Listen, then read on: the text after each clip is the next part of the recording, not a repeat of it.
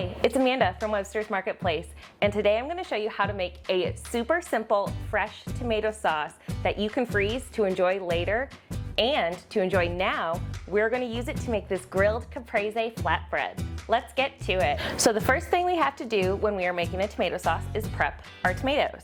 I have about 6 pounds of tomatoes right here. These are very large, about 1 pound each. You can use any sort of tomato you have on hand, whether it's a regular tomato off the vine, a Roma tomato, an heirloom.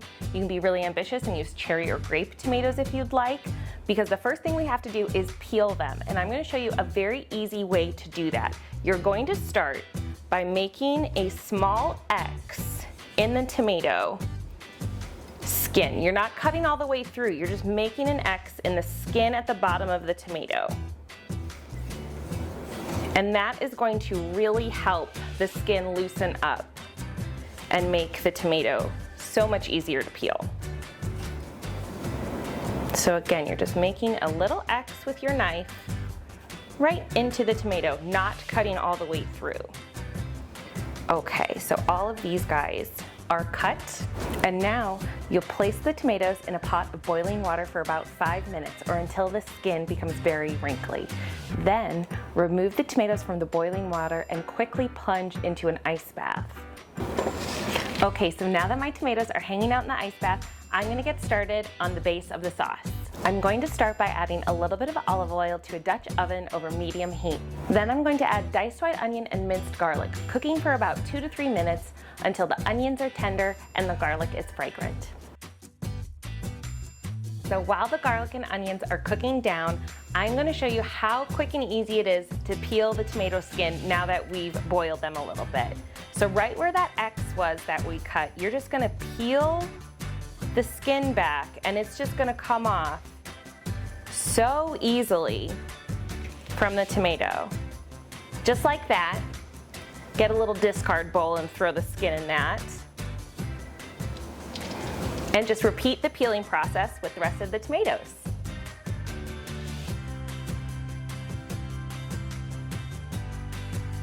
Okay, so now our tomatoes are all peeled. And next we need to remove the core and give them a rough chop before we can add them to our pot.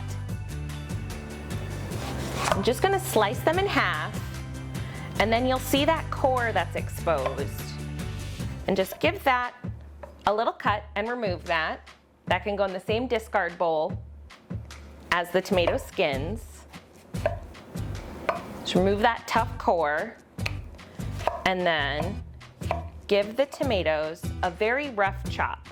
They'll cook down while they're in the pot, making a delicious tomato sauce, so you don't need to worry about being too precious.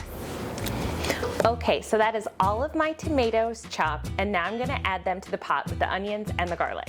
After I add the tomatoes to the pot, I'm also going to add some kosher salt and granulated sugar. The sugar helps to cut the acid in the tomatoes and make the sauce absolutely delicious. The sauce will cook for about 2 to 3 hours, stirring it every so often until it is thickened and reduced. Okay, so now that our sauce has simmered and it is very reduced, I am going to add a tablespoon of Italian seasoning and give it a stir. And now the sauce is essentially ready to go. Particularly if you like a chunkier tomato sauce on your pasta or with your garlic bread, you can absolutely enjoy it just like this. I like a bit of a smoother sauce, so I'm going to use my immersion blender and just smooth out the tomato sauce a little bit. So I'm going to take my blender and just carefully blend the sauce. Okay, and you can see how using that immersion blender just smoothed out the sauce a little bit. It still has some nice texture to it. We're not making tomato basil soup after all. But I just wanted it to be a little bit more sauce-like, because now we are going to make our grilled caprese flatbread. So I'm going to start with a flatbread. These are great. You can pick them up in the deli section. You could even use pre-made pizza crust, or you could get crazy and make your own. And I'm just going to add a little bit of sauce, and I'm just going to spread a little bit of the sauce on the flatbread. And now I'm gonna add some diced cherry tomatoes.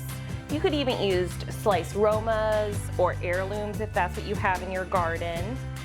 That looks great. And now some fresh mozzarella pearls. And just like with the tomatoes, you could use larger sliced fresh mozzarella, or burrata would be really, really good. A little more cheese, it's always better. And now I'm gonna take some basil leaves and I'm just gonna tear them up. These are quite large. If your leaves are smaller, you can leave them whole, but sprinkle those around the top. And I prefer to tear my basil because basil is such a delicate herb that I find when you cut it, it tends to wilt faster and you almost bruise it a little bit. So I like to just tear it. And now we're ready to grill. You'll place the flatbread on a grill that's been preheated to maintain a temperature around 400 degrees. Cook the flatbread for about 3 to 5 minutes, or until the bread is crispy, the cheese is melted, and the tomatoes are slightly tender. Now, how good does that flatbread look? And it was so easy to make. And now, to finish it off, I'm going to add just a little drizzle of balsamic reduction. This is just 1 cup of balsamic vinegar with 2 tablespoons of brown sugar that gets cooked until it is reduced by half. It gets so thick and syrupy and just a little bit sweet. But you need to have that balsamic reduction if you're going to enjoy something caprese flavored, right? Also, if you don't feel like making the balsamic reduction yourself, you can just buy a bottle of balsamic glaze in the store to make this appetizer even easier. Oh my gosh, that looks so good. And it was so easy. Oh, you hear that crunchy, crispy flatbread crust? I just like to cut the flatbread into little triangles to make it easy for serving and snacking. Everybody gets a good little bite then.